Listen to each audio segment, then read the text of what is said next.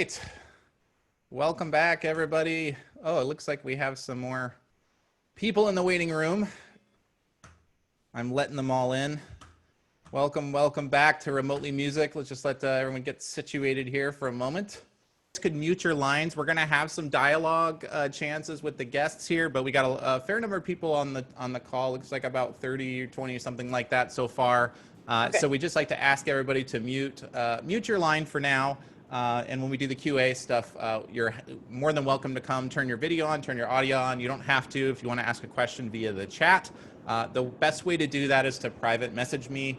The chat tends to get really busy. Questions can get lost in there. So just if you find my name, Brian, Mr. Ho, should be the first one on the list. Just drop me a chat and I'll try to make sure we get that question going.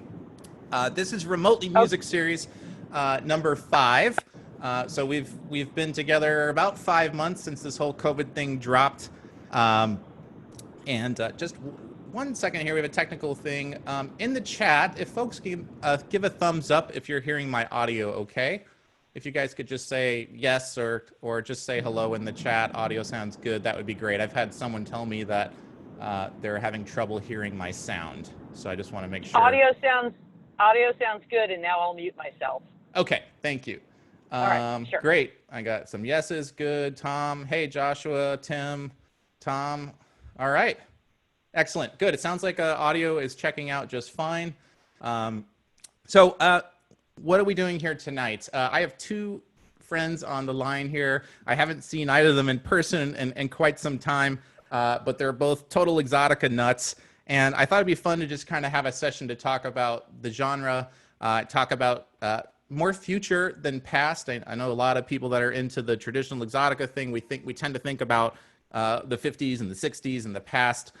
What I wanted to do tonight was more kind of think about the style, both as a performing art, whether it is a performing art, will it have a future? What does the future sound and look like?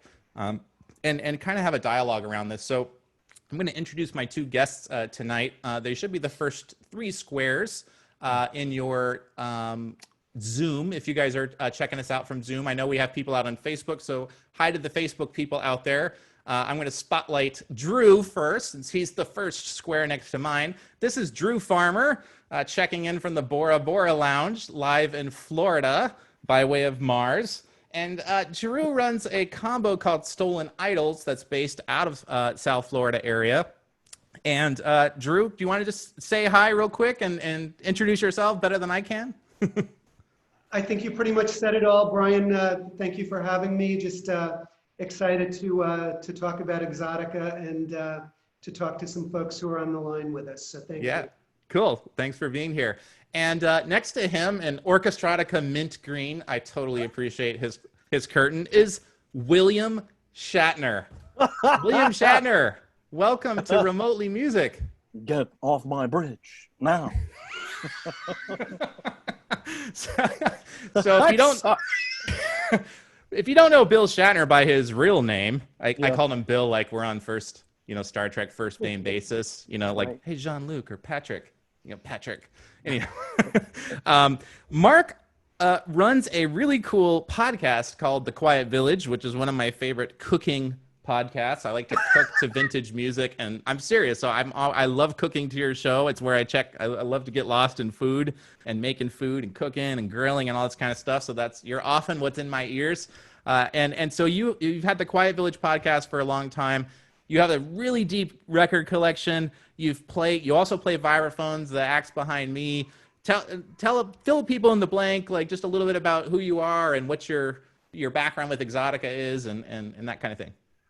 Well, I was born the son of a sharecropper, and I'm sorry, it's hard to do anything serious. Keep going, please. I really got into the whole Exotica and the collecting thing about 2000, but I was introduced to it at age 5 with my mom's Arthur Lyman record of Bahia, and I played that at 5 years old over and over. And nice. What's funny is I still have that record today. That same record, it's beat up. And yes, I've had a Latin jazz combo for a long time when I lived in San Diego. So I got to learn a lot of the rhythms that make up Exotica. And then I moved to LA and really got into the tiki thing and the whole mid-century thing, and it just kind of exploded from there, and started collecting Exotica, and it was like a drug. I couldn't stop. I had to more. I had to go to more swap meets and get more. Yeah. So, yeah. Excellent. Here you are, like with a huge record collection. So both you guys, you and I haven't chatted too much like about the genre and stuff. You've supported our music on your show, and I think we met in person in California. Was that the first time when we played at was it Alva's showroom? I think it was. I And think Pedro. I think that was the first time we met, or maybe we met at some other place. We had met prior to that, but that was the first time, like, you know, I spent extended time, and then I interviewed you too on the show. Right. Yep. That was fun, but that was remotely, I think. But yeah.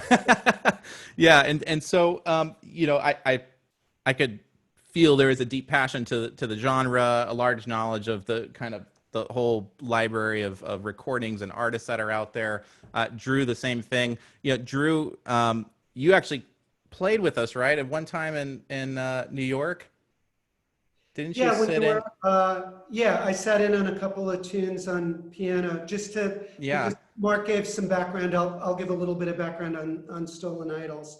I'd been into Exotica for a very long time. My parents had some records growing up, and in the 1990s, when everybody was unloading their vinyl, I was picking up records at thrift stores and flea markets. The thing that inspired me to form Stolen Idols, and Mark might remember my telling this story on his show, but when we moved back to Florida in the early 2000s, and this was after living in the Northeast for 12 years, I was back in this subtropical climate, and that first spring and summer, it just rained like crazy. And all of the plants were just, I was just surrounded by these lush green, tropical plants, and I was finding Exotica records at thrift stores, and I remember all I wanted to do was listen to Exotica and drink rum, and I was thinking, where can I go and hear a marimba player play Yellowbird? Like, I just had this fantasy of finding this off the wall, out of the way place with bamboo curtains and a guy on marimba, and of course it doesn't exist, and so I figured that I had to be that man. I'm glad you did. I love your album. That's what inspired me to form Stolen Idols. So we've been playing since around 2007 or 8. Excellent. So feel free, either one of you, to jump in here. Is this style dead in the sense that it's confined to, there's some parameters, some fence around what the genre is, and it pretty much kind of lives in the past? And it kind of, I see it as this thing. It's like, oh, it comes out of the dead, and there's a show here, and then it's like back down in the sand, and then a few months later, oh, there's a show over here. But it's like society's trying to push it down. Is it a living, breathing thing, or is it something in the past that we kind of resurface occasionally? How do you guys see it? I'll let Mark answer that one. It's funny. I've actually been thinking about this quite a lot this week, because it's, I would love to give a straight black and white answer, but I actually consider it to be a closed off genre, but not dead. It's dead in the sense that I think it's baked in. It's a style that is really baked in. There's a lot of, crossbreeding. There's posts on Facebook groups and internet groups that people will post in Exotica groups, like, wow, this is kind of a calypso, I don't know, garage, grunge kind of 60s with a tropical sound. To me, it isn't Exotica. It's Exotica adjacent, and it uses exotic elements like in the name. There's lounge records from the 50s and 60s that say something like tropical moonlight, but the music just sounds like Lawrence Welk. Yeah. Not really Exotica. To me, Exotica is really that real combo, Denny, Lyman, Rains. I think you could you could definitely throw Les Baxter in there. But I think the genre really kind of, it hit with the combo kind of sound of Denny and Lyman and the like. So to me, I think it's baked in. It's kind of like reggae. Reggae is what it is. And you know when you hear it, and if somebody calls their song reggae, but it doesn't have that beat, you're not going to say it's reggae. But dead, I don't think it's dead in the sense that there are people who still like it, and there are people like Drew and a few other bands, not many, but there are a few who are out there making it. So it's not dead in the sense of performance. I think I wouldn't call it dead. I love Exotica, but I don't call it dead. I'd say baked in. Yeah, but that's interesting, because I'm thinking of it as, in terms of a genre, has it been decided what it is? Some of this stuff I don't personally care about it too much, but I look at, when the music we play anymore, I see more as it's a hybrid of jazz and chamber music, and jazz is a living art form that's not stuck in one place.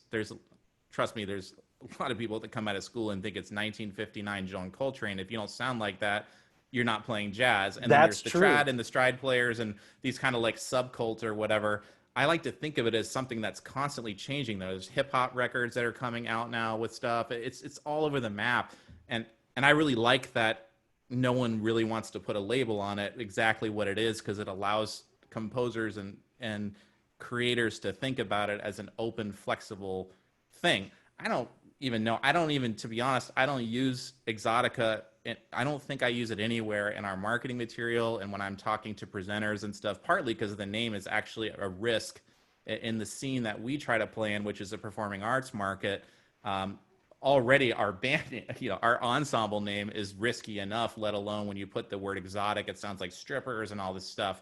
And some people can't get their head around that, that's our right. audiences are going to be freaked out, in the Bible Belt, especially down there. It's like, sometimes they won't, it's just like, I'm sure it's really cool, but I can't put this in a catalog in Arkansas and whatever. I can't even put this in our catalog because it's going to offend some people. So it's like, there's the jump. They can't even get past the name and the name of the genre or the ensemble, let alone get into the sound. But I don't see that. I see it as a very flexible palette, and for me it's all, and Drew, I want to hear your thoughts. To me, it's just a jumping off point for escapism.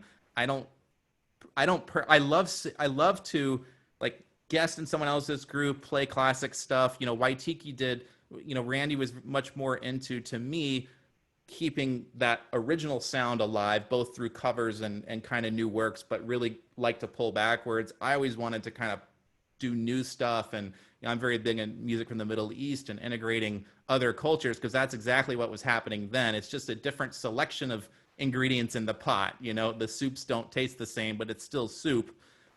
Drew, what's your, you have a heavier Latin. I kind of put you in like the classic sound, heavy Latin element. Like you have that South Florida Latin jazz element. Is that how you self-identify it? And are you trying to stay more like past, or like, what's your thinking around, am I doing something new, or am I trying to keep the vintage sound alive? Like, how do you think about it as a writer and player?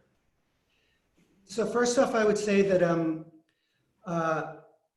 I listen to a lot of film music, and that's probably the main genre that I listen to. And the main purpose of film music is really to set a mood or a scene. Yeah. And I think that I both listened to Exotica and then wanted to play it in a lot of ways, sort of for some of the same reasons. Off and on over many years, I played solo cocktail piano. Some gigs lasted for years, some lasted for weeks. Mm-hmm. And this is going to sound like a non sequitur, but I'm going somewhere with this. But I remember when I first started to do those gigs, and I was like 17 or 18. I was like perplexed and maybe a little bit hurt because nobody was listening to what I was doing. And then, I realized that if people were staying and ordering another round of drinks, if they were ordering coffee or dessert, you were like setting a scene and creating an atmosphere for people to stay. And over the years of doing that, I kind of developed a style with the idea in mind that if you wanted to listen, it would be interesting. But if you just wanted me to fade into the background, I could do that too. Mm-hmm. And that was kind of my thought with Exotica. But to your point about whether it's new or living or if it's stylistically in one place, you know, a lot of that depends on, and I think why it's complicated is and this is something that I've thought a lot about, is do you really think of Exotica as a very specific narrow genre, or do you think about it as a promotional and a marketing tool? Mm-hmm. Because what's interesting is that the height of Exotica, which is basically the post-war era, the 50s and 60s, early 60s, you had all these records that were coming out that were definitely packaged and promoted as Exotica. But there were all kinds of other things going on. And, you know, for example, in jazz, there were all kinds of these cultural mashup records of Middle East meets West and Africa meets jazz and all of this. And I think that that speaks to the fact that during that post-war era, there was a sense that the world was getting smaller with communication and travel. And so I think that some of the elements that were in Exotica also were in many different other areas also, with international film, all kinds of things at that period. So, you know, in a way, I think it's almost like if you're trying to self-consciously make Exotica, it can almost be whatever you want to make it, because, you know, maybe some of the old Exotica sounds don't really sound so exotic anymore because we're used to them. I would also, just one final thing, I've been babbling, but I think in some regards that some genres like ambient music and down-tempo electronica have really sort of taken over the role that maybe Exotica played for people 50 or 60 years ago, as kind of trippy, escapist, chill-out music. True, that is exactly what the point that I was going to make was a lot of these, especially ambient. I have really gotten into ambient and like Ibizan chill and all these crazy terms, you know, chill trance and stuff like that. I am with you on that 100%. It's great that you say that, because I actually see a lot of that as Exotica. It's just not named Exotica. And I think that if Exotica had been more popular, and I think this is probably one of the reasons why Exotica seems a little more closed off. If Exotica was a little more popular, I think that some of these genres that we now have split offs, you know, some things are classified as world music now. But yes, definitely some of these ambient and these chill groups are doing what I would consider modern Exotica, because they're doing exactly the same thing. They're not doing music that's supposed to be out front. They're doing music for the background. They're just using more exotic synthesizer textures rather than, some exotic percussion instrument. Is background integral then to you guys? Does it not really belong on a stage? I would say that the best Exotica, and actually a lot of the music that I really like, sort of, and I read, I can't remember who said it, but somebody said it a lot better than I'm going to say it now. But something about that the perfect album is one that you can listen to it with your undivided and not be bored, but you can also do the dishes and not be annoyed. And so I mean. I think that I sort of kind of self-consciously thought about, like when I was getting Stolen Idols, that I wanted to kind of fall into that category of hitting that sweet spot between having something with some meat on it that people could listen to if they wanted to, but that it would also just be kind of some really good hypnotic grooves if you were just drinking and talking. So yeah, I'm fine with that. But do you think that's a defining characteristic of the sound?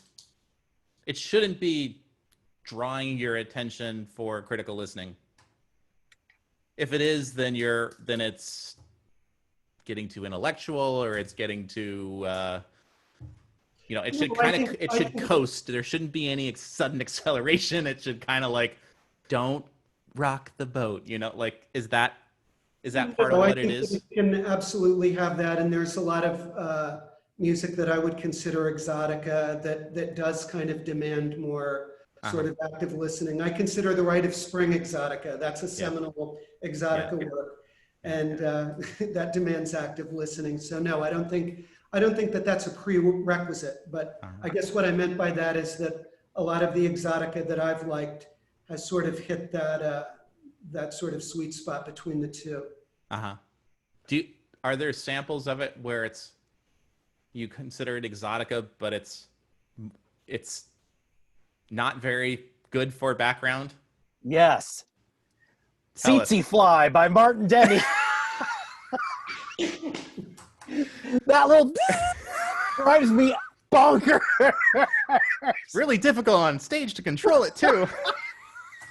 Yeah, you can just see Martin Denny. Okay, now we're going to let this little fly loose. I know. He's got a buzz right around the microphone.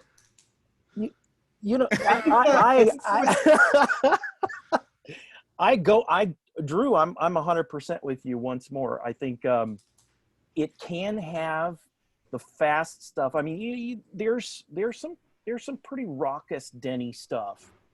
And of course some of the Les Baxter is very cinematic, but some of it's not backgroundy at all. But yeah, I think it can, but I'm with Drew again. I think it's the best exotica, that what you really consider to be exotic is something that you can listen to if you want, or you can put it in the background. Sure. No, I agree with that. I think that's a sign of something really good, where there's layers of, the cake has different layers, and you can just like the frosting, or, you can get into how the cake was made, and, there's all this kind of depth to it. I'm the same way. Drew, I don't know if you do this so much at your concerts. One thing that we do with the quintet formation, that's a big part of our show, the show, it's not a show, but the concertizing of it is really giving backstory on the material, because a lot of the material that I write is not on the surface. It's just like, what is going on here? It's not easy to swallow the first time. So you have to put some of it into context. Like, what is this? Oh, it's this Bulgarian rhythm, and it's been slowed down, and it's originally a folk dance, and we turn it upside down, and then we put this other instrument in it. Oh, okay. And there's this joke from this TV show in it, and oh, now I get it. And it's like you close the gap there. And I find that allows you to bring listeners into it that maybe can't connect with all of it on the surface level, but now they're able to get into some of the depth there. But it requires some of that. It doesn't require it, but it increases that. It's kind of like, I always compare it to like when you go to the museum, there's like the placard that's under the painting, and like, oh, of course, art is like, oh, we don't need a description. It's the painting. Well, but actually, sometimes those descriptions really help people connect better and put into context, like, what was going on when you painted this thing or sculpted this thing. It helps with the understanding the art a little bit better. I don't think the goal is to challenge the audience, like, to the point where it's just like, I feel awkward because I don't get this at all. But I don't know. I want to stretch ears as well. I don't want to just entertain people. Like, I don't see our group as entertainment, to be candid. I don't want it to be entertaining only. I hope you enjoy it. I actually don't care. I actually don't even care if fans enjoy it. I care that they got something out of the thing, and ideally they'd walk away hating it, or like, wow, that was so different, and I really engage with it. But kind of like a lukewarm, like, whatever, that's like the worst thing. Is like, if it's down the middle, I don't know, like, what do you guys think? Is it I want to push back a little bit, because I think your group is very entertaining because it's very different. And the fact that you do actually explain what you explain, sometimes the unusual, unorthodox use of the instruments. Yeah. Or what kind of instrument it is. Mm-hmm. And it's when I saw your group perform, it wasn't in an academic sort of way, like, this is very important, and this was invented 60,000 years ago, blah blah. But it actually added a lot of context, and then you went and played the song.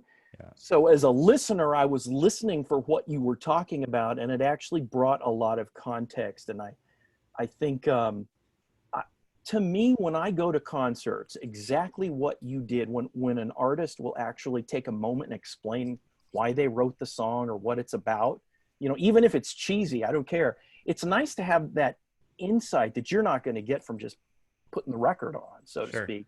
And that is, it's fascinating. You know, with my podcast, one of the things that I was surprised when I started was, you know, I would give a little bit of background about the song, or at least what I knew about it or the artist. And I thought I was talking too much. Mm-hmm. And I found that people really liked that. They liked mm-hmm. that little bit of information of who this is, why they did that, and what they were trying to do. So it's, don't change it. That's good.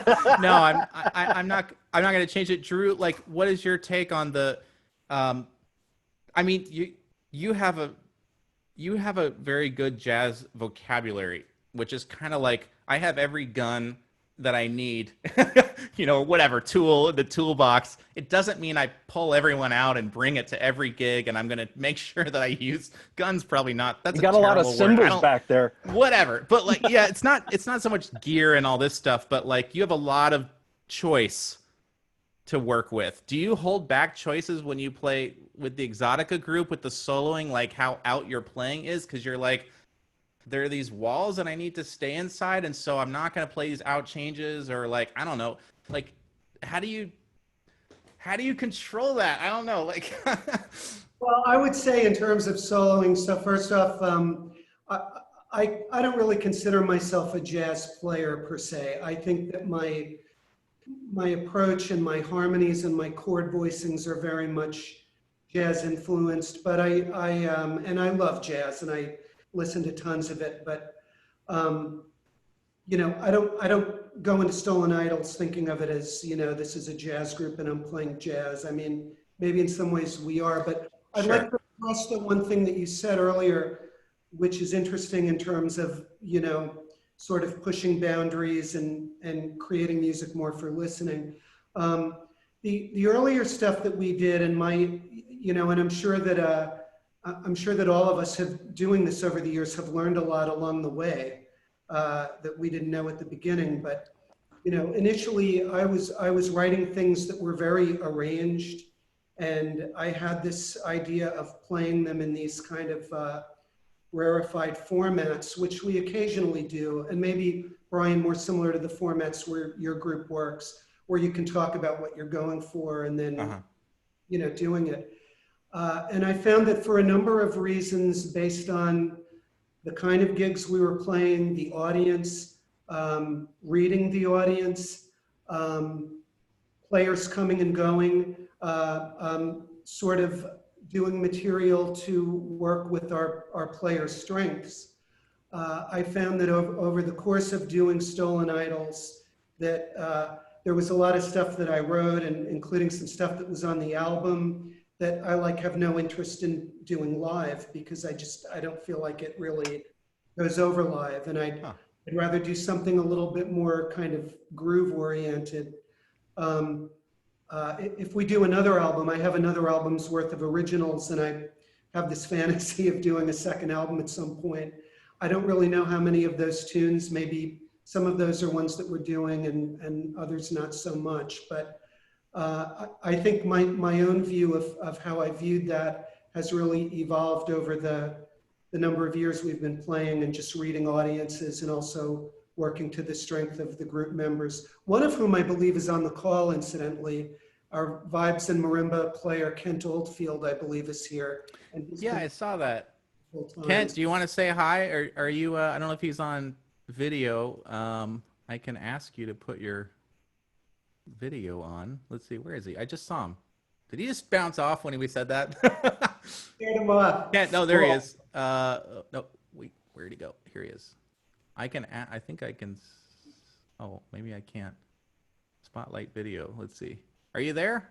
I am here. Can you hear me? Hey, how are you? Good. I can't remember. Did we meet one time or not? I don't remember if we have ever not met. We've only talked through Facebook. Yes, I remember. So I'm curious, like, so did you know about the Exotica genre before you met Drew? And if you didn't, like, do you play jazz? Is that your kind of background? And have you changed your playing style to fit inside like an Exotica? Because I kind of see Exotica as somewhat of a subgenre of jazz. I mean, it's rooted in, there's a Latin, there's a heavy Afro-Cuban element, there's a heavy jazz element to it. You can't really decouple those elements from it. So tell me about the way you approach it with your soloing and playing. And Well, to begin with, your first question was whether I had a background in Exotica, and I knew nothing about Exotica till I met Drew, right. and he just introduced to me some different things he was maybe interested in doing. And my background is really in classical music, playing marimba, Oh, okay. right? And I also played vibraphone and played with some jazz groups. And I've been playing with Drew since the inception of Stolen Idols. Mm-hmm. And did you, in terms of when you play this style, especially like when you're taking solos and stuff, do you change your approach to soloing because it's got this background kind of thing built into it that some people like don't stretch it out? It's not the place to experiment too much. It's like keep it inside changes, inside playing. You know what I'm saying? I do know what you're saying, and I would say that, I attempt to do that. And, a lot of the things we play seem to be, within sort of a modal approach to soloing. And Yeah. Got it. Drew, when you think about the Latin element, you're in Florida, you have that sound. To me, there's this heavy Latin sound in your group. There's a lot you can do rhythmically with Latin music that can get very technical. It can get like really interesting from a percussion standpoint. It can get super interesting. Sometimes it can get challenging, for players that aren't used to playing in real Latin groups. It can get really technical too, to like find where the group is. Do you have to talk to your players about staying within certain boundaries, because, a lot of the stuff we do, fits into the cha-cha-cha rhythm or the slow tumbao feel. Do you have to talk about like not going outside too much and this kind of thing with them? Like, do you ask them to like simplify or change? And I'm not saying it all has to be difficult. I'm not trying to say it has to be technical. I'm really fascinated by this feeling of like, in order for it to fall into the background stylistically, typically we don't think of background music as being particularly challenging or a lot of activity. It's a little bit chill and monotonous. So can you react to that? So first off, I'll say in terms of percussion, I've never asked anybody to kind of minimize what they were doing, to make things more background. An interesting thing that happened over the course of Stolen Idols is that we had, over the course of about 11 years, we had two very stable lineups. The first lineup lasted about 3 years. Kent's been there the whole time. Mm-hmm. And the more recent lineup, more or less, has been around for about 5 or maybe 6 years. But the more recent rhythm section players, the bass players we've been playing with, and the percussionists are Latino. And so they're kind of steeped into Latin rhythms culturally, aside from the fact that they're excellent players. So, when we work on tunes, I might have a general idea of what the rhythm is, but a lot of times it just kind of evolves into something because these guys just know those rhythms so well, and so all the times it changes. I think we've talked about this before. I'm reluctant, depending on who I'm talking to. I might describe what we do as Latin jazz, maybe to somebody who doesn't know too much about jazz or Latin jazz. But if I'm talking to somebody who's very much into Latin jazz, I don't describe it that way. I kind of say that it's Latin jazz based and rhythmically so, but it's kind of its own thing. And so I really, a lot of times think about the rhythms as being sort of one thing, and sometimes what I'm doing is going against it a little bit because it might not be typically what a Latin piano player would be doing in that setting. Got it.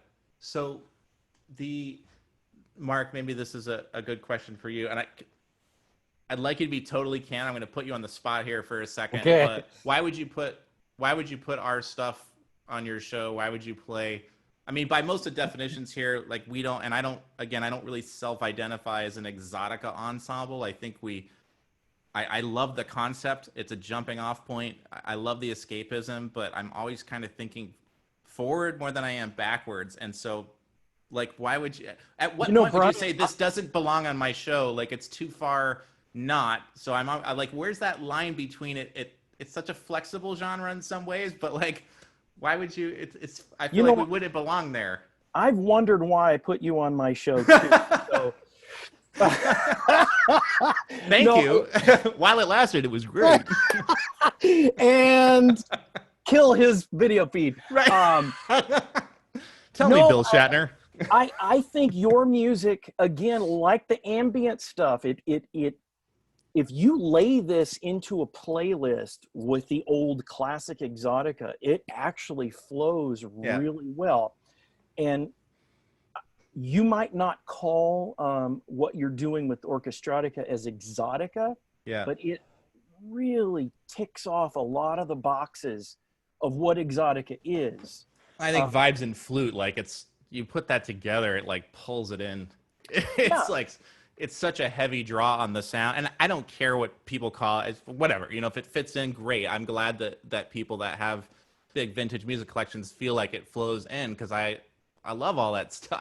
It's not what I want to play with art. It's not what I want to recreate. I don't want to recreate. I want to create with our ensemble. I'm more interested in that, but I love that it fits in, but I'm always, I feel weird sometimes, like when when the last record dropped, which it's been a while, but I was just like, I don't even know if they're going to want to put this on their show. Like we've always had a nice radio support from kind of the niche, vintage kind of shows and stuff that feature this music. And I was surprised how many of them wanted to play it, because I'm like, I know this is kind of outside of it feels outside, but I'm very appreciative that they're willing to do that. But I wonder, there's an oud now, and like this tune is in 13 or whatever. I don't know. It's just like, it starts to go out, and I wonder where's the boundary? Is there? Well, you gotta, I think it's great that you're throwing in like oud and all, and you're bowing the vibes.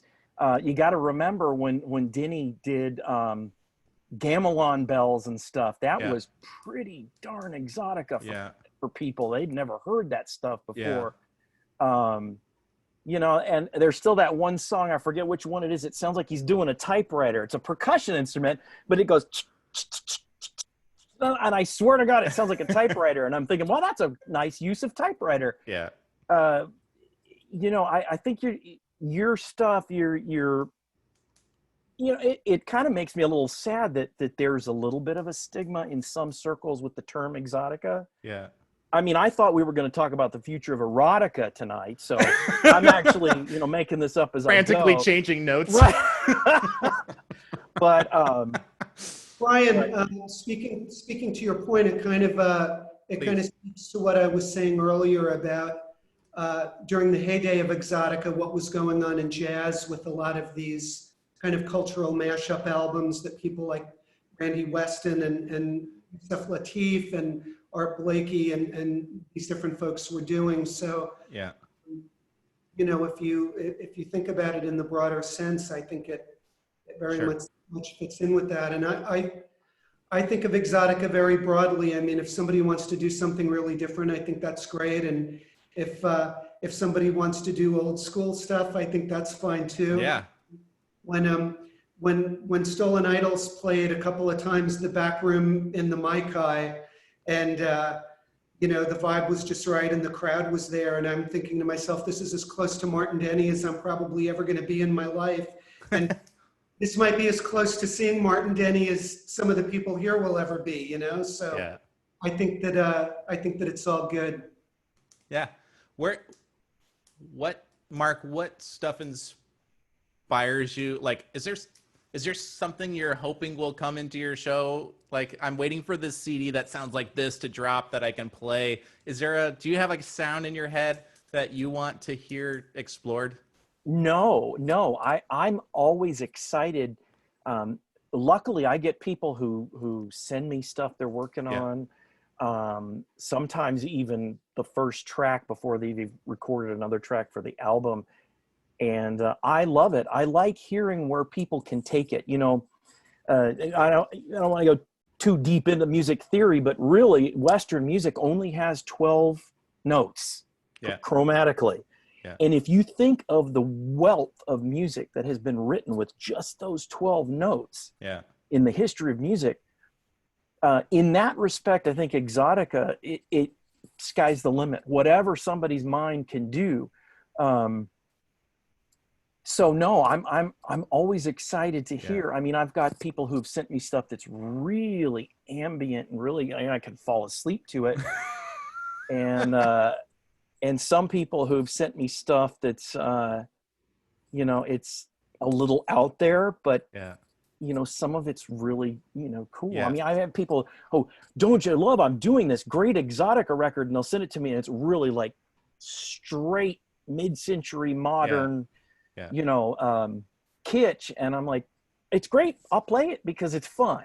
Mark, can I tell you something funny about those 12 notes?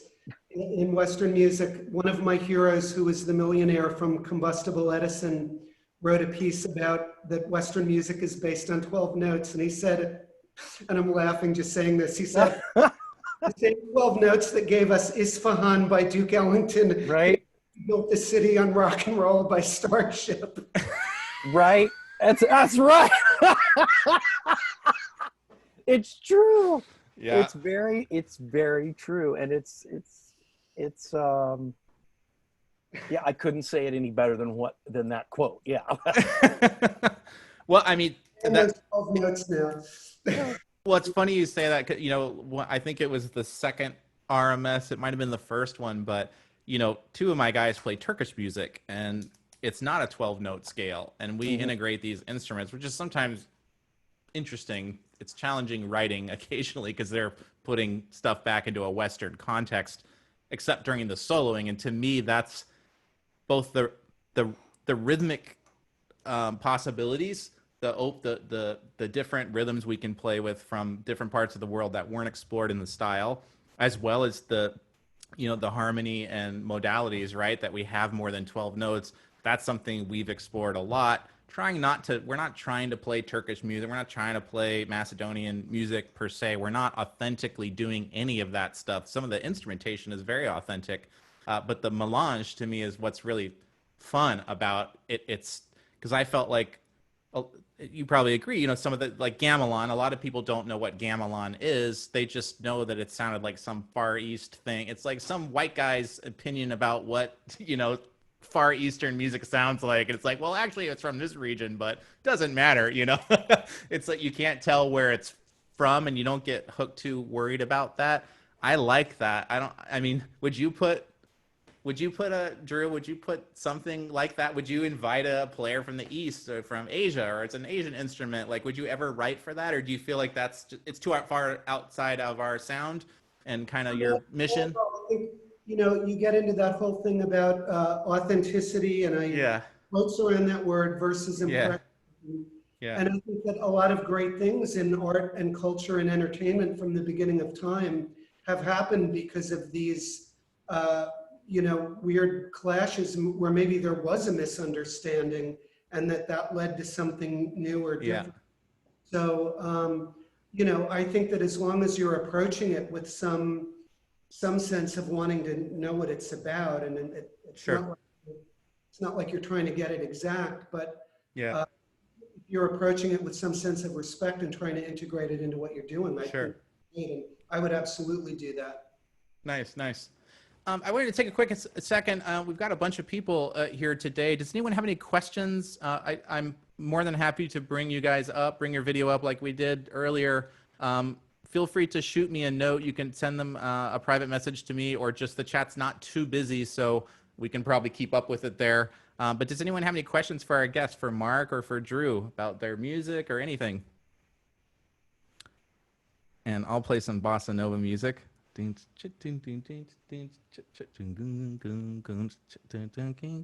would like to be bold enough Whoa, to request. Mark, Evan Marks. Oh, what's up, Mark? How are you? I would love to be bold enough to request that each or any of you just play a 90-second improv on anything you choose. Whoa, wait. Sorry, I want to spotlight you here. Oh, Say that again. Don't do that. No, please, because we had someone's chest came up on the screen. I don't know what that was about. Conversation. Say it again. That was the erotica part of the conversation. What? I'm sorry, Mark. Could you say what you said again? All right. So actually, a bit of a question. The name Orchestrotica, I never associated with Exotica because I didn't know that was a genre until very recently. But I think it's amusing that the erotica thing came up because it does hint at that. Got it. But that's not really what I wanted to say. What I said before was I would encourage you or Drew and Drew Mark, to yes. play a 90-second impromptu of anything you like. Drew, do you have your piano in that room? Is that possible? Or are you not in the... I don't even know if I have any bongos in here. So. Anything. I have my vibes here. I can play a little bit if we Just want to take clap. a quick break. Or sing. Cool. Let's do you want to do a dog, like some kind of show? Okay, sweet. What is this? Hold on, wait, let me spotlight you so we can see these. Just wooden tikis that I'm using. I'm going to play just a little bit here for Mark. I'll just do a quick improvisation here. So hold on one second. I won't be able to hear you for a little bit because I'm taking my headset out. So. Should we talk amongst ourselves, I guess? While listening reverently. You guys can see. Does this look good? Can you see? Yeah. Awesome. Cool. And Oh, very nice. Oh, And actually, you might hear some vibration here. It's because my ceiling fan's on. The fan in here actually changes. It actually sounds like the vibraphone motor's turned on. It's very annoying, actually. So I'm going to turn it off here. Not gonna stick watch your fingers. Yeah. All right.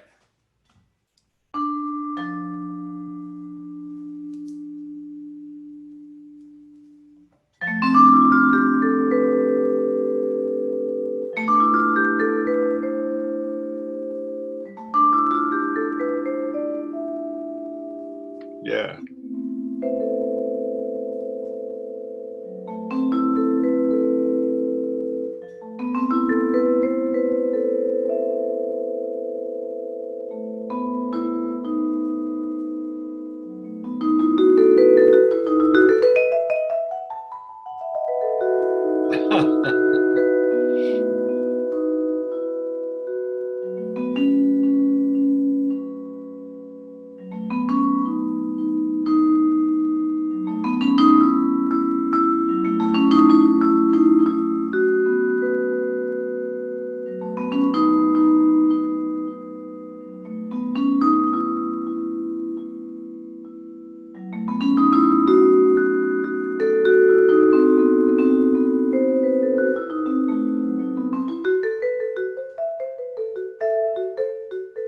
Oh, yeah.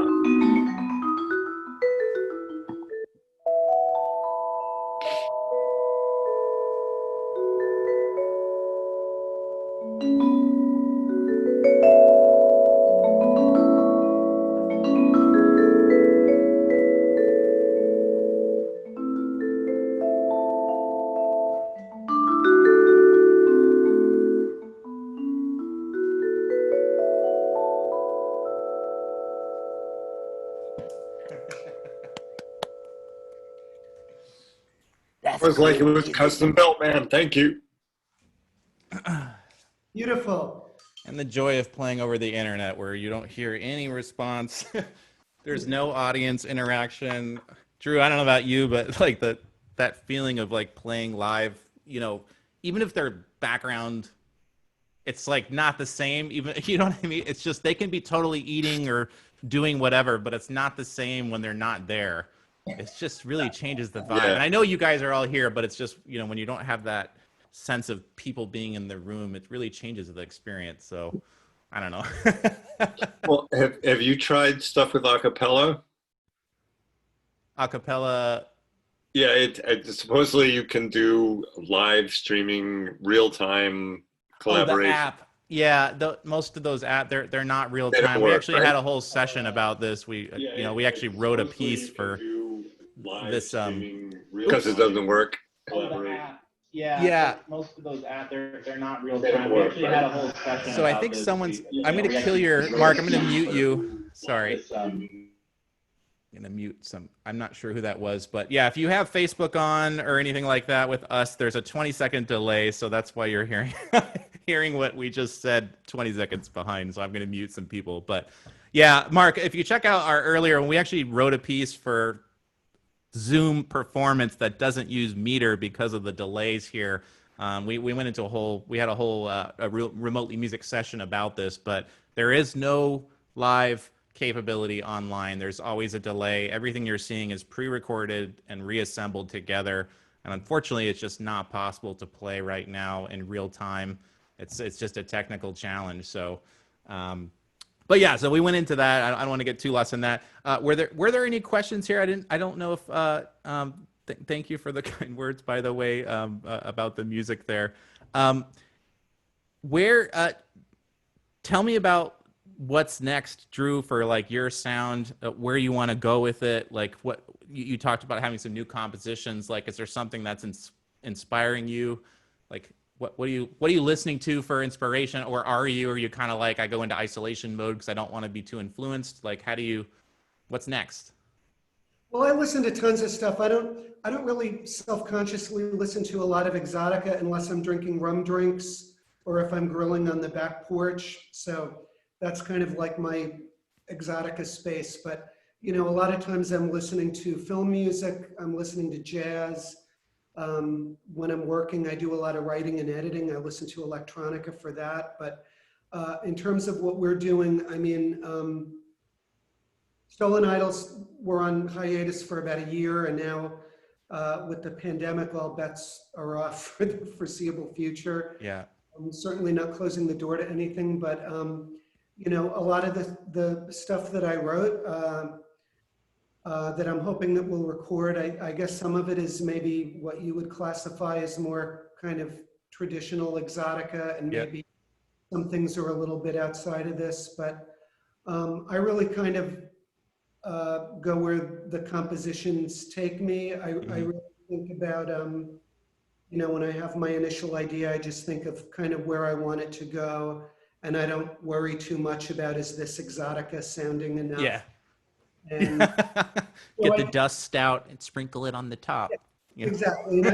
On our first album, there are some tunes that are probably more or less Exotica sounding, and I think that it would probably be that way going forward. So I'm more concerned about just how the tunes work in general, rather than if they meet anybody's expectations of Exotica or not. Mm-hmm. So Matt, looks like actually Matt just dropped a question in here. What would it take to move the ball forward for Exotica as a movement? Wow. What kinds of sounds, what kind of subject matter, concepts, etc.? Is it like the neo swing movement where money was a limiting factor? I'll tell you right now, money is definitely a limiting factor, because I would be doing all kinds of, I mean, the big band, obviously we have the mega band, which everyone knows about, our Esquivel project. I love the orchestral kind of stuff. I would love to write large format ensemble pieces, like for my quintet and orchestra. I'd love to do that stuff.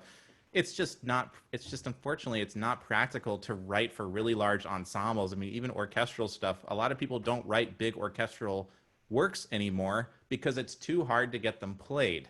It's so challenging. There's not a lot of orchestras that want to play contemporary music, and so you don't want to go spend all your time writing these giant orchestral symphonic works that don't get played. So I don't know. What do you think, Drew? Do you want to take a swing at his question? Is money a limiting factor in like what you put on the stage? Oh, absolutely. But you know, the flip side of that is that one of the things that I love about Exotica is that it seemed like it was this kind of mysterious, underground, kind of forgotten thing. Mm-hmm. I think that's kind of part of the appeal of it. It Mhm. was this kind of, you know, maybe people played it at parties or whatever, but it was never, I mean, there's really only two big Exotica hits really, right?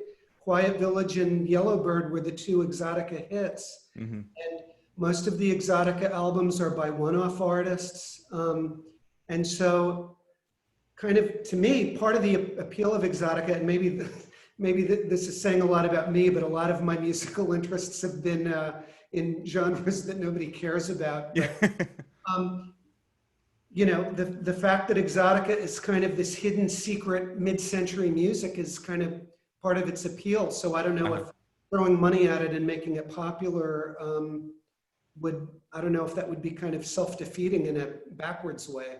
Oh, no, I think he meant, I mean, like, so practically speaking, for example, like when we don't do a lot of just like casual show up somewhere, we can't even really play acoustic unless it's a very quiet environment, because the instrumentation like bass flute does not even work with this instrument. I can so overplay Genny, and if the room is loud, it just doesn't work. Like, you can't, our music requires a certain amount of PA, like there's a certain amount of sound reinforcement required to get the sound to sound like it does on the records.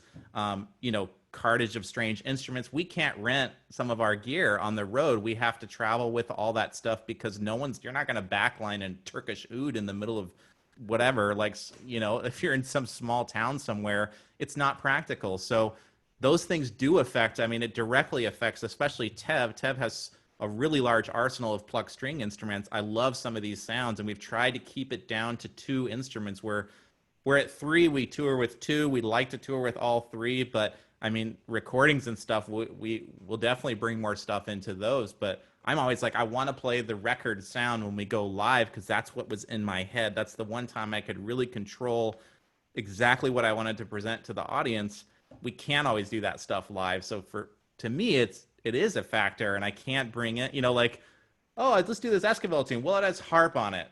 I just can't afford to bring harp in for one Esquivel tune, you know, like bass accordion for one tune. Like, at some point, the costs just don't work out to do some of this. So, and I'm not saying you need more to be good.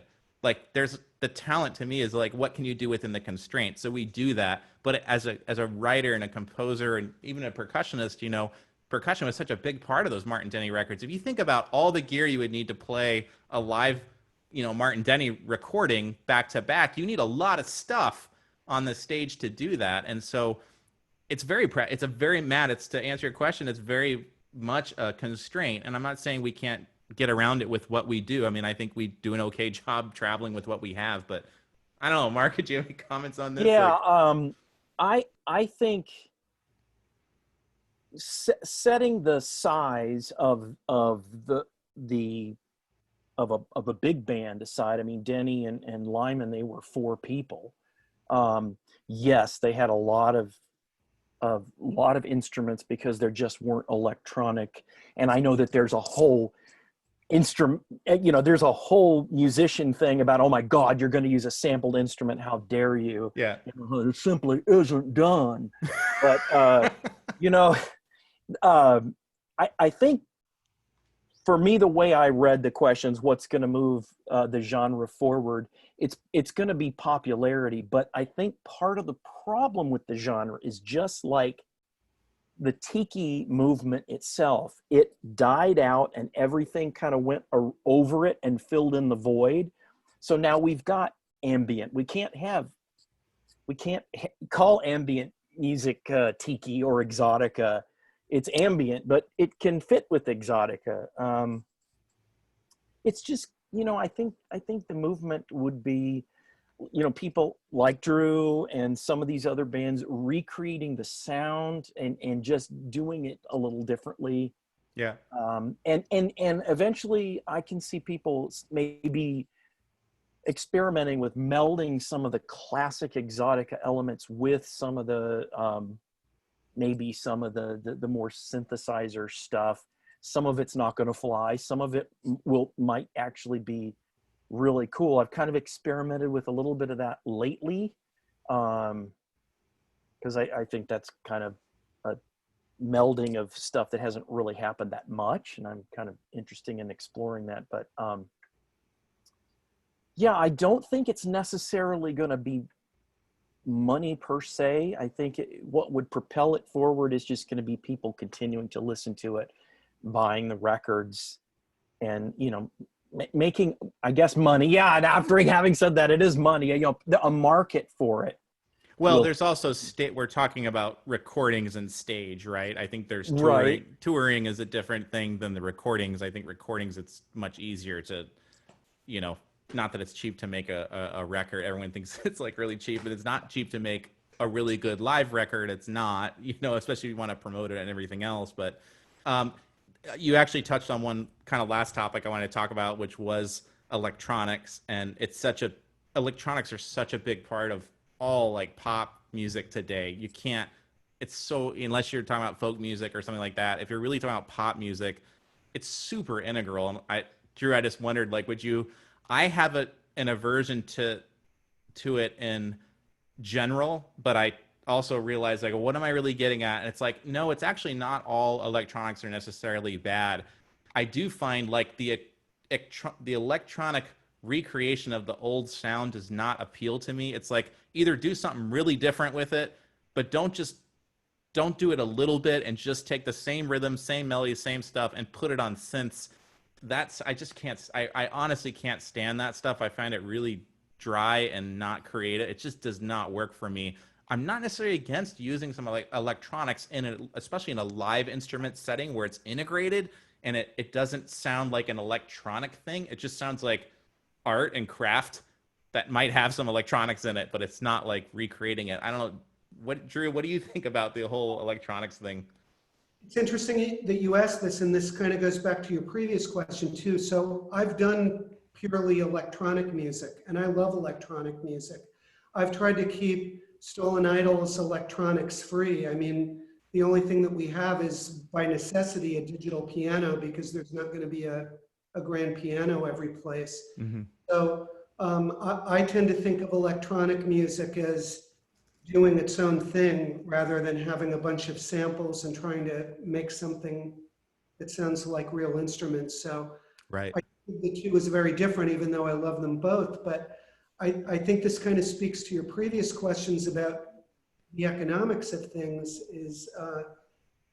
It seems like in art and entertainment, music is almost always the first thing. If somebody's going to cut a budget somewhere, yeah, that's where they're going to cut it. Yeah. And we're living in an era of Spotify playlists, and if somebody's going to open a tiki bar, it's probably a lot less hassle for them, not to talk myself out of a job, but to play a Spotify Exotica station than to try to hire a group.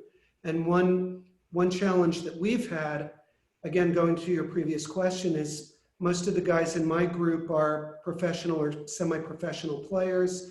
And in order to confirm a gig, I have to lock people in at a certain rate. And a lot of places just don't want to pay that for like a 4 or a 5-piece group. So then that becomes this whole other question about why am I doing this in the first place? No, I the same. I mean, it's the same thing for us. Like we go out when it makes sense. I mean, I got guys in 3 different states. There's lots of flying involved. It takes time to do tours, and we want to make sure it's the right situation for us, both financially, but also artistically, that it's going to be presented the way we want it presented. And so I totally understand. Did you want to jump in, Mark? There were a couple other questions. Yeah, please. I think to kind of piggyback on what you said, there's synthesizers. They are a legit instrument, and just like any legit instrument, you can have great synthesizer music. You can have bad synthesizer music. Yeah. You can have really bad orchestral or really bad combo music. Yeah. I've taken some flack from people for recommending some remixes.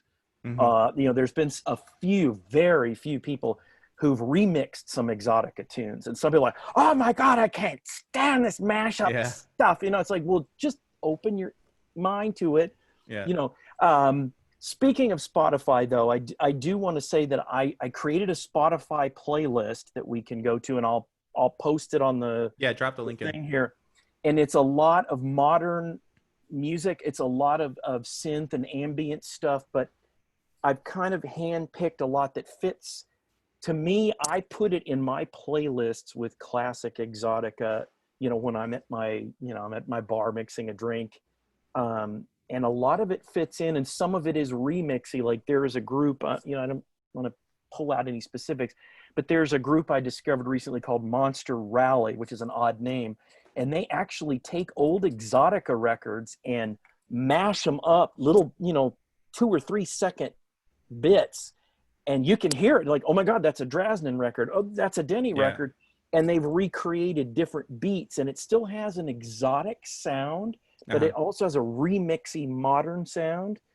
So nice. You know, there's some of that on the playlist as well. I mean, I put some of your band on there too, and Drew. But there's actually, I'm going to plug the Esquivel remixed record, which isn't real. I don't really think of Esquivel as kind of being an Exotica genre, but I love drum and actually I'm a huge drum and bass, jungle drum and bass fan, which is a subgenre of electronica music that was really popular in Britain and parts of Europe. I don't have anything against electronic music. It's just how it's used. It's like anything, right? It's like, what do you do with it? How it's used. But the Esquivel remixed one, I think there's some really, a couple of the tracks on it are really creative. I really liked what they did with it. Esquivel was an engineer, you know, he was an electronics engineer. So I think he can appreciate, like, he probably would have appreciated some of what was going on that record. So I don't listen to a ton of that kind of remix stuff, but you know, I can get into some of it. There are a couple other questions here. I'm going to do I think the easier one first, and then I'll get to Laura's question. But Tom Ostertag was asking, I host a radio show in Tallahassee. Exotica is a major portion of each show. Are there other resources similar to Mark's podcast that can aid me in diving deeper into the genre? Mark, do you have some other suggestions? Like, who are your competitors? Well, you know, there's so few that I'm actually happy when somebody tells me they're doing an Exotica podcast. There really aren't many. And because, to be quite frank, the Exotica genre is very small. I mean, it was small back when it was done. So, I mean, that's why, you know, on my show, I've done a Bossa Nova episode. I've done a Bond episode. It's, you know, it is very small. So there's not much. I mean, I would say, Spotify, some of the playlists out there. But it's not like there's this huge basement of the genre that's just not being exposed that only a certain few know about. There's not a lot of it out there. Yeah. Drew, did you have anything you wanted to add to that? In terms of resources? Yeah, any other shows you listen to, or just, you know, I don't know, anything that you could point him to? Exotica, but there must be a lot of stuff out there like that. I just can't recommend anything. Point something. Yeah, that's okay. So let's see. There was someone, Laura had a question for all of us. Where do we see the future of live performance given current world circumstances? So we've talked about this a bit on this program because the whole remotely music series is a reaction to COVID and everything that's going on. We're all gonna look like this. Yeah, exactly. I played a gig with a mask on last night. I have a Celtic group here in Boston that I played Bowerin and percussion in, and it was the first time playing a gig with the mask on. It was good to play. It's weird. It's been 4 months since I played a gig. Probably like, what's that? Were you the lead vocalist with the mask? No, I did not sing. Thank God. I just play the drums and keep quiet, just do my thing in the back. But Laura, I mean, I'll tell you my thing. You know, again, my focus, at least with this group that I play in, is primarily trying to tour in the performing arts market. It's long sales cycle kind of stuff. Most of these shows are booked 1 to 2 years in advance. That whole industry is completely upside down right now. A lot of the performing arts centers, et cetera, are still dealing with taking all the current season shows, figuring out if they're going to be pushed out a year. Does the whole schedule move forward? It's it's really tough, and it's partly because you don't know when this thing is going to end. So it's like the current situation isn't even done yet. It's like a live situation where, all right, do we cancel December? Do we cancel January? Do we cancel February? And so for a while, it's going to be a while before even most of these presenters are ready to take phone calls from artists and agents pitching them, especially new music, right? Because they're just dealing with the fallout of what's going on right now. So that's kind of the reality of the situation. I think it's going to be outdoor concerts are going to happen first. You know, everyone was spread out at the show, last night. New England's been pretty progressive, and I hate to say the word progressive, but relative to a lot of parts of the United States in terms of treating COVID as a really serious threat. So everyone was, spread out, and I had masks on during the gig, and I wouldn't be playing an indoor. I don't know about you, but I would not go play an indoor gig, even in Massachusetts with our numbers right now. I'm not ready to go on stage. The next Remotely Music Series thing, we're actually going to bring Charna Volgastar, which is our intergalactic Balkan surf jazz trio, in my backyard, and we're going to do that live here, and we're going to spread out and just play live, but it's going to be in the backyard, all spread out. I wouldn't ask the guys to come inside right now and play a gig. I don't know about you, Drew, but especially in Florida, I would think you're not playing any indoor gigs anytime soon. I hope you're not. Please say you're not.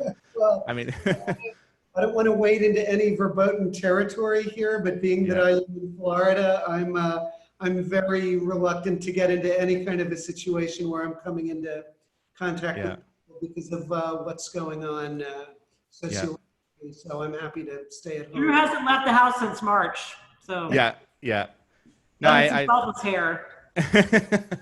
Well, yeah, it's a challenging time for a lot of artists and all the people that are connected to the arts industry as well. It's affecting, not just the artists, but the agents' livelihoods and the people that work at the venues and the publicists, and it just goes on and on and on. It's a really tough time. And I think the world's craving music, and so we're trying to do these online things. Everyone's trying to figure out, do we do live content? Do we stream these things? Are people having Zoom fatigue? You hear this stuff all the time. It's nonstop kind of in my feed. I feel like sometimes in my, even with this series, I have mixed feeling. I told the audience this, I have this mixed feeling about doing this. Like, I didn't get into the Orchestrotica to be a podcast host and do this kind of thing. I got here to create music, but I also want to connect with our fans. And I do really like the fact that I've gotten to meet some people that have been on the mailing list for so long. I recognize the names and have this chance to connect with people. And so, we keep trying to do this every month. And for now, I feel like that's what we can do. What we're slowly trying to do some live stuff. So again, as soon as we can do something with the quintet, we'll try to figure out how to do that. But that involves planes and risks. I'm not going to ask my guys to get on a plane right now. Even if I'm paying for it, I just wouldn't even ask them to do that right now. And we can all have our opinions about whether or not when is the time that it's right to do that. It's a personal choice.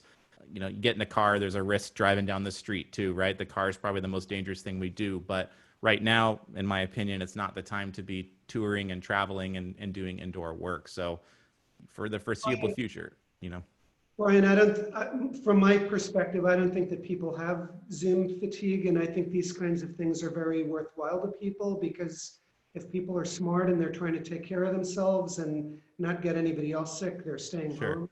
Yeah. Sure. And I will also add that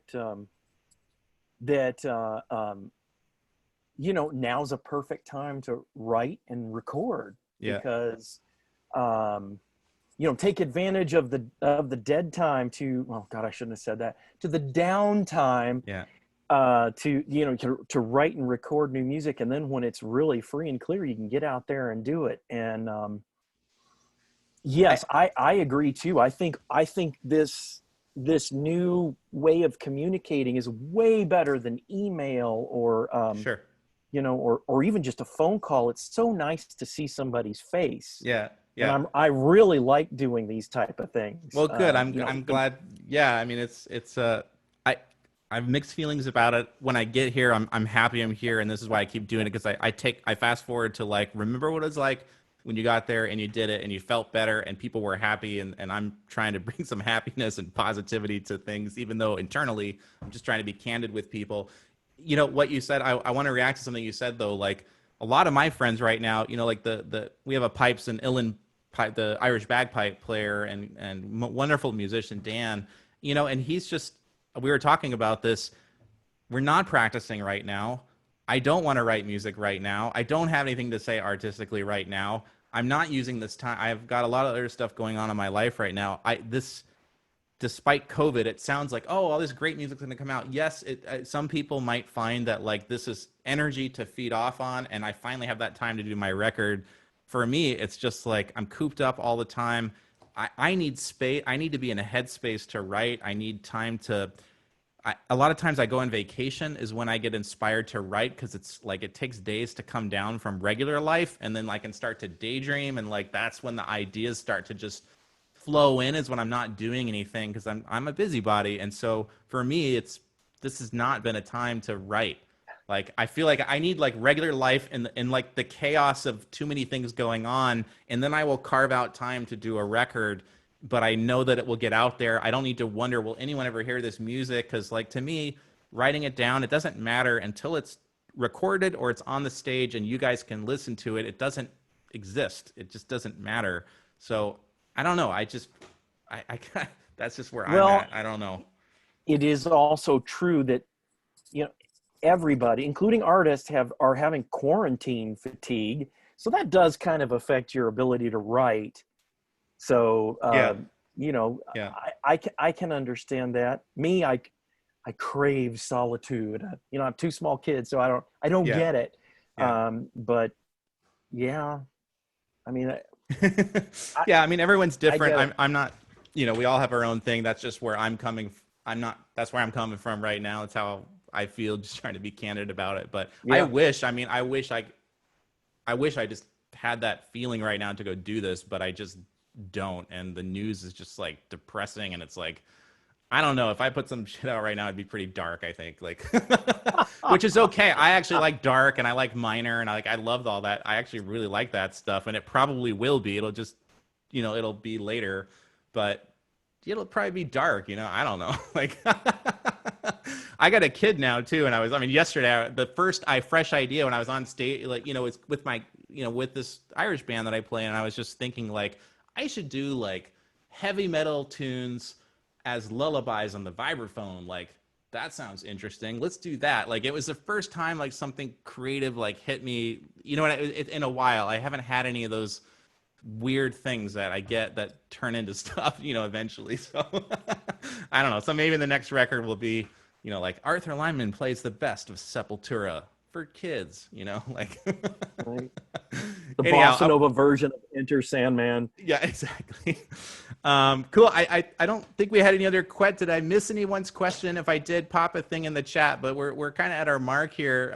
I did want to let you guys have kind of the last word here. Drew does have a record. I put the link earlier in the chat to Drew's Stolen Idol Facebook page. Luckily, it was still in the clipboards. I just pasted it there again. So check out his record. You can get it from the Facebook page there.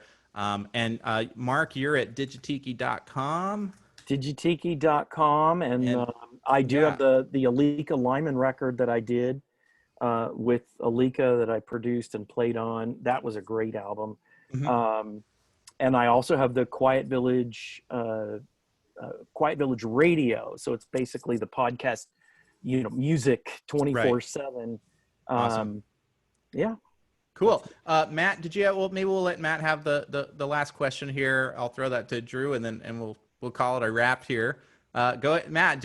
Matt, I'll just bring you up here. Let's see. How do I do it? I got to remember how to do it. Matt, ask to start video. Okay. I don't have camera. I just got audio today. Oh, that's okay. Okay. Mostly a follow-up on the last question, because I realized I kind of made my question into a two-parter going in different directions. So let me go back to the first part of that question, sure. Which is, what would it take to move the ball forward? And let me give you some context. I'm a non-musician, so I know nothing about musical instruments and all this other stuff, or music theory or whatever. But as someone who goes through the record bins or gets music online and wants to expand my catalog of listening experience, one thing that really drives me crazy as an audience is that, like for the swing movement, You get into all the old stuff just to get to the roots of the genre. But then when you move forward into the modern day, like with the Mighty Blue Kings or the Royal Crown Review and those other bands that resuscitate the movement, they're mostly just replaying the old songs, but with a modern sound. Whether it's due to money, whether it's because they just want to try a different bend on it or a pace. And I see a lot of the same thing happening with the Exotica movement, where everybody's just replaying Martin Denny, Les Baxter, even like Waitiki's replaying Don Tiki songs and stuff like that. So one thing that really irritates me as somebody who's consuming music is nobody's making new stuff. They're always replaying the old stuff. And so, and even on some of the music shows, here's a cover of something that was done 50 years ago. And that just, it's good for a while when you hear 2 or 3 different versions, but when it gets to 10, you're like, okay, I don't need to hear any more different versions of Quiet Village or A-Train, Take the A-Train by Duke Ellington or whoever. So getting back to my first question is, from an artistic point of view, what would it take to get people to start stretching the boundaries of the Exotica movement and not limit it to just the tiki bars and stuff like that, and move it forward in a new musical direction so that way it can really expand and keep the movement going and along its original intentions, even if the modern day interpretation is different? I can say that in one word, and that's record sales. If the record sales suddenly exploded, then record labels would be out there scouring for Exotica groups, and then it would infuse more people. Again, going back to right off the top when we were talking about jazz, you know, jazz is huge and it's expansive, and there's a lot of people arguing about what is jazz and what is not jazz, and that will happen with Exotica, but it's just going to take a lot of sales to infuse a lot of new people. It's always been very niche. That's why there's not much of it out there in terms of the number of artists that originally did it.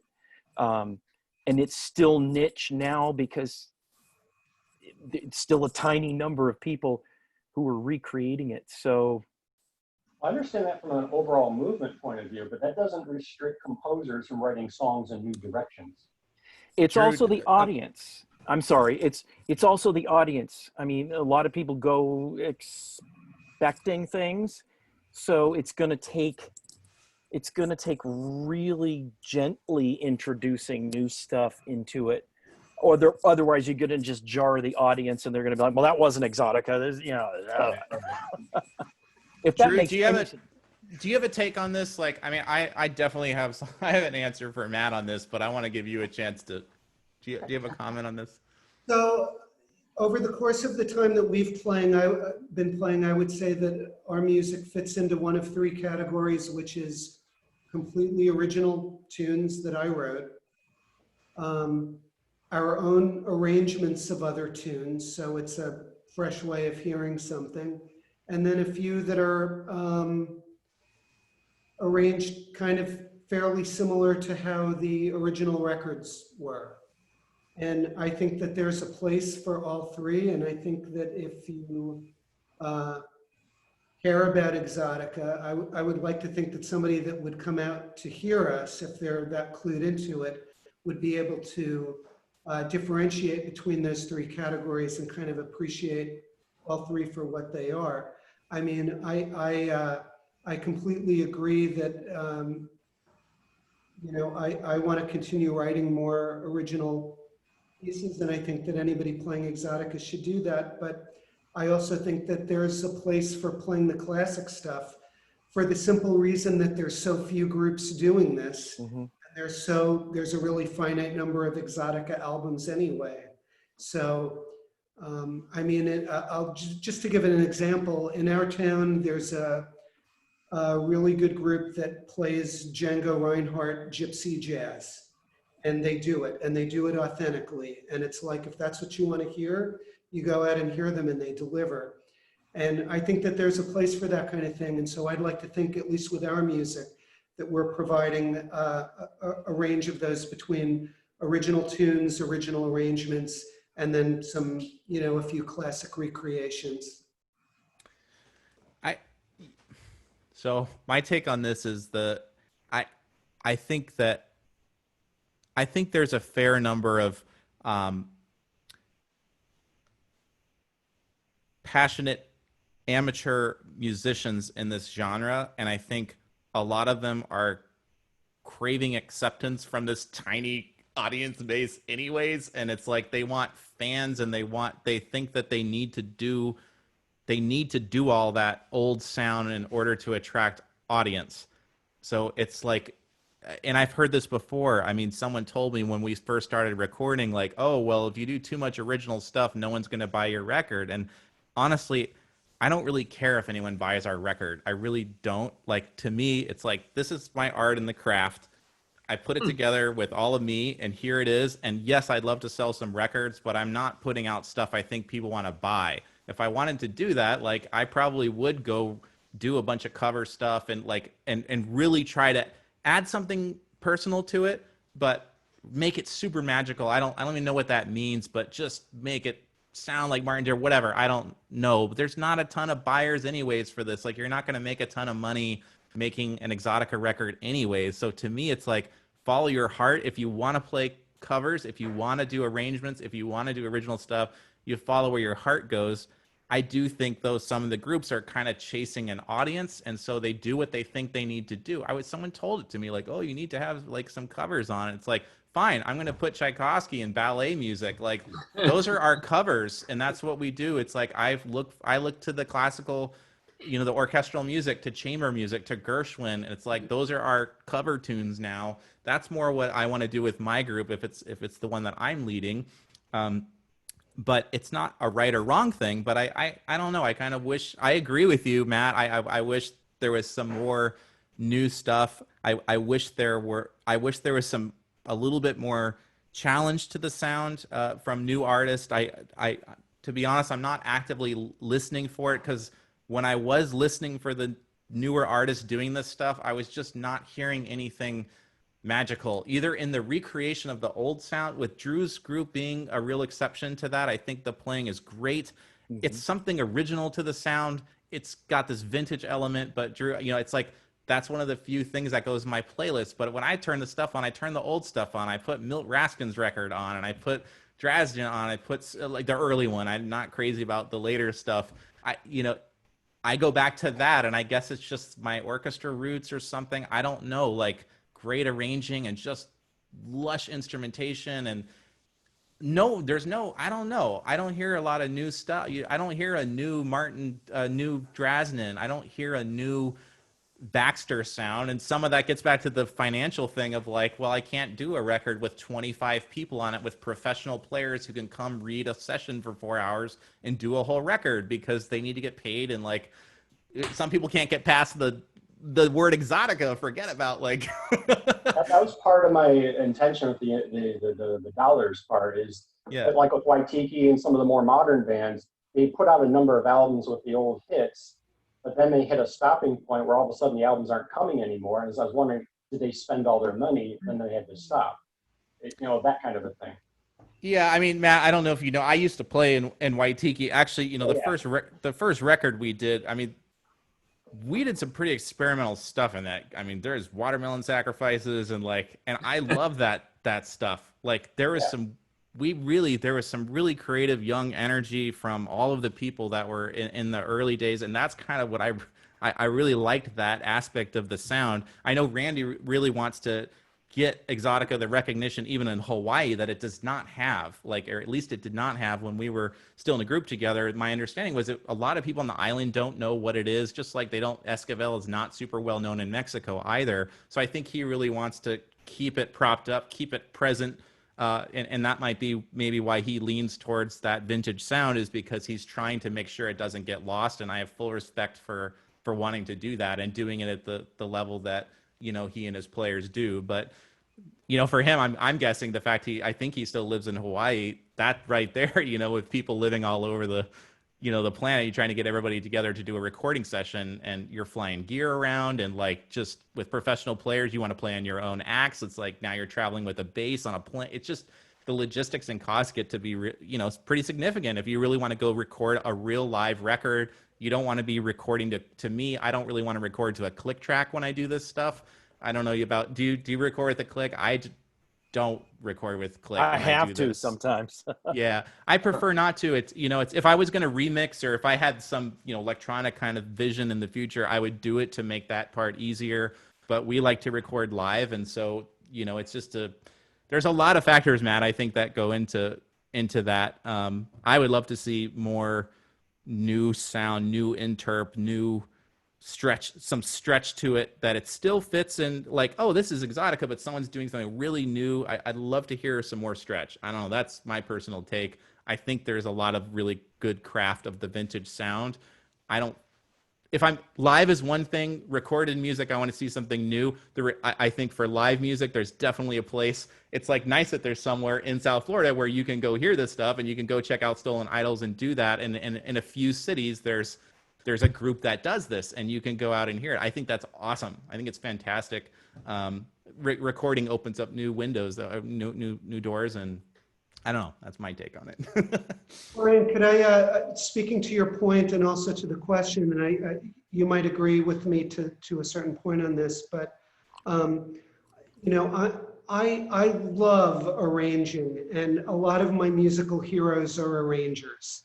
And for me, arranging to me is just as big of a deal as composing. Mm-hmm. And if somebody held a gun to my head and said Stolen Idols has to do only covers, but you have to do really great arrangements, I would be like, okay. Yeah.